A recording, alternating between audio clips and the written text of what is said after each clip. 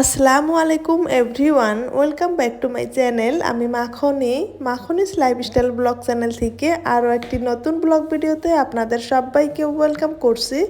দেশ ও দেশের বাহিরে যে যেখান থেকে আমার ব্লগটি দেখা শুরু করেছেন, আই হোপ সবাই সুস্থ আছেন, নিরাপদে আছেন। আমরাও আলহামদুলিল্লাহ ভালো আছি। রোজার দিন মনে হয় সবারই রুটিনগুলো একটু ভিন্ন রকমের হয়ে গিয়েছে।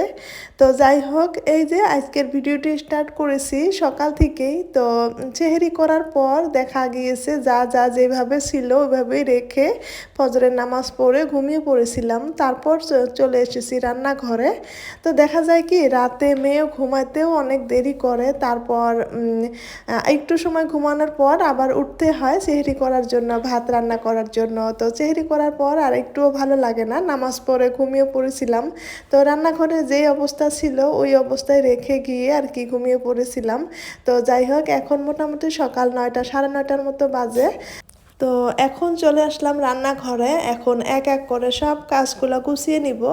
দেখা যায় গৃহিণীদের রোজার দিন হলেও রান্না বাড়ার কাজটা না থাকলেও কিন্তু অনেক কাজই থাকে। তো এখন এক এক করে সব কাজগুলো গুছিয়ে নিব। দেখা যায় রান্না নাই, রান্না না থাকার জন্য কিন্তু অনেকটা আরাম পাওয়া যায়, কিন্তু সন্ধ্যাবেলা আবার অনেকটাই রান্না থাকে। দেখা যায় গৃহিণীদের ঘুরে ঘুরে একই।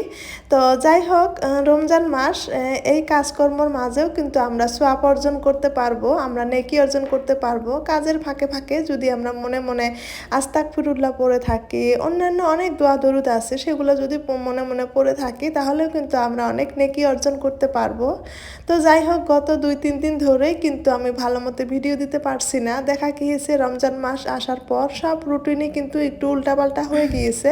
আর রোজা রেখে ভয়েস দেওয়ারও ইচ্ছা যায় না, দেখা যায় রাতেও ওইভাবে সময় মেলে না।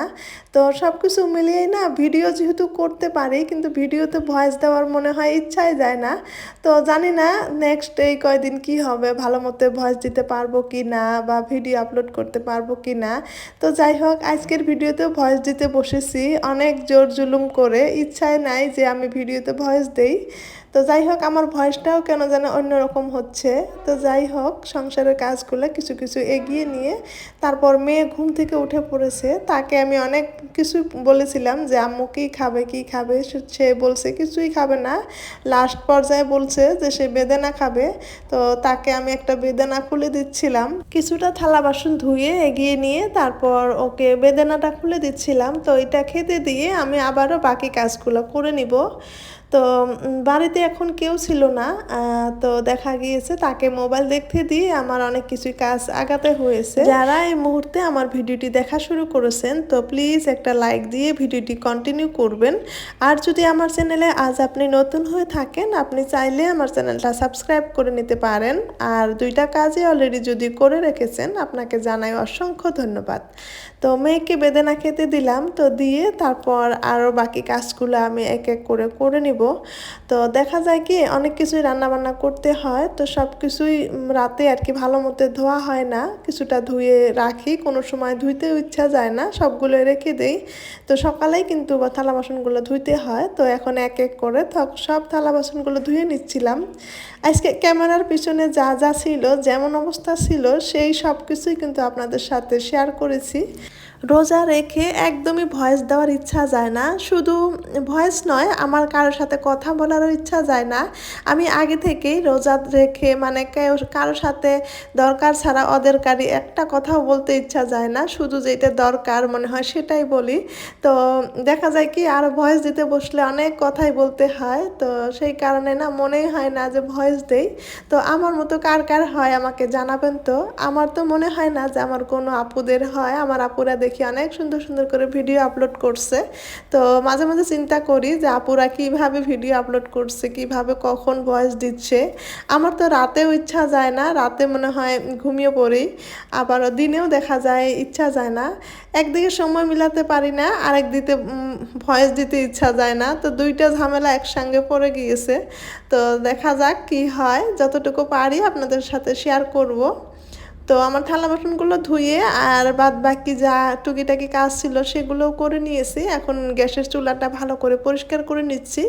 দেখা যায় চুলা পরিষ্কার না থাকলে রান্না করে একদমই ভালো লাগে না। তো আমি প্রতিদিনই এইভাবে 2বার করে চুলাটা পরিষ্কার করি, তারপর রান্না করি। সব সময় একটু কিছু পড়লেই পরিষ্কার করে রাখি, তাছাড়া যখন একটু বেশি নোংরা হয় তখন আবার ভালো করে পরিষ্কার করে নেই।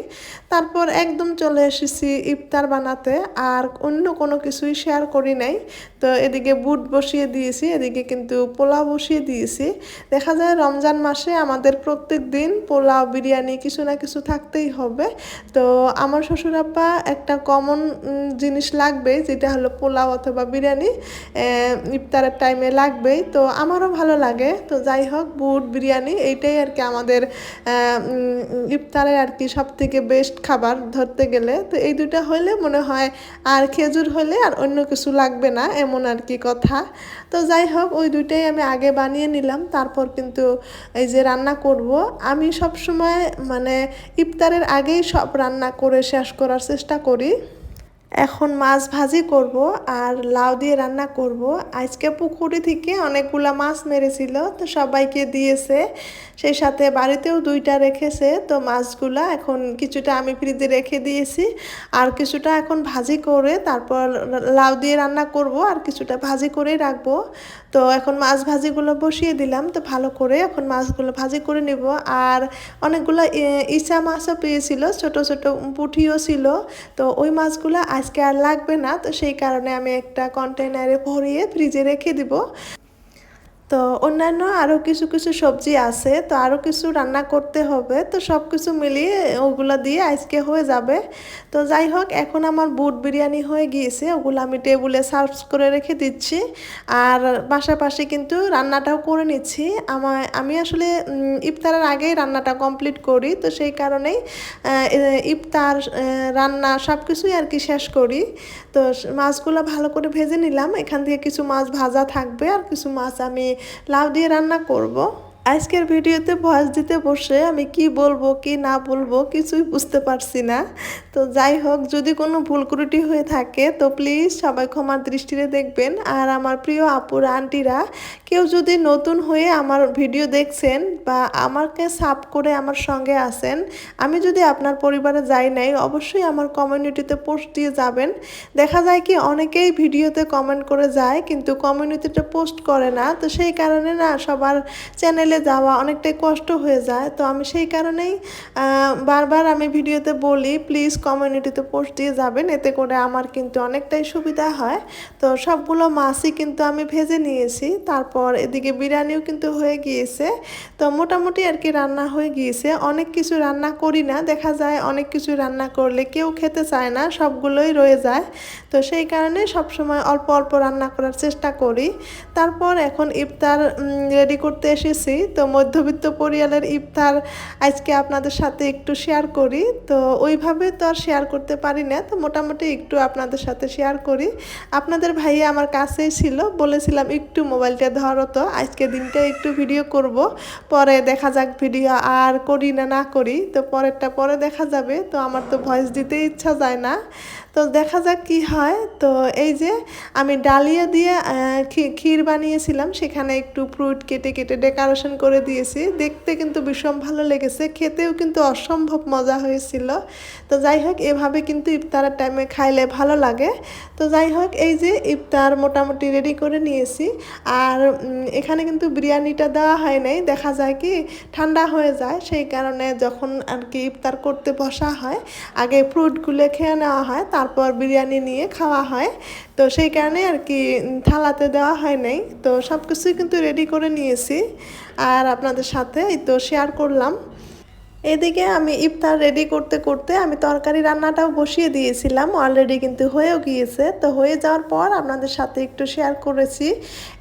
আজকে হলো কাঁচা মিষ্টি কুমড়া দিয়ে মাছ ভাজি দিয়ে রান্না করেছি। তো সবজিটা খেতে বেশ ভালোই হয়েছিল। তারপর ইফতারের পর আমার ছোট ভাই মেয়ের জন্য পিৎজা নিয়ে এসেছিল, তো সেটা খাচ্ছিল, একটু ভিডিও করেছিলাম। তো দেখা হবে নেক্সট কোনো ভিডিওতে। তো আল্লাহ হাফিজ এবং আসসালামু আলাইকুম।